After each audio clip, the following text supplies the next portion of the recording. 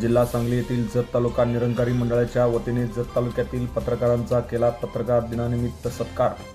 जत जिल्हा सांगली येथील जत तालुका निरंकारी मंडळाच्या वतीने जत तालुक्यातील पत्रकारांचा पत्रकार दिनाच्या निमित्ताने सत्कार केला।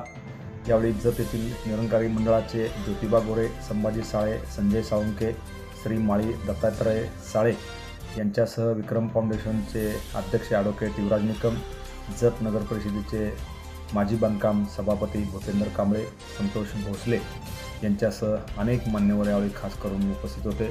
या सर्वांच्या उपस्थितीमध्ये जत तालुक्यातील पत्रकारांचा सत्कार केला। Press the bell icon on the video and never miss another update.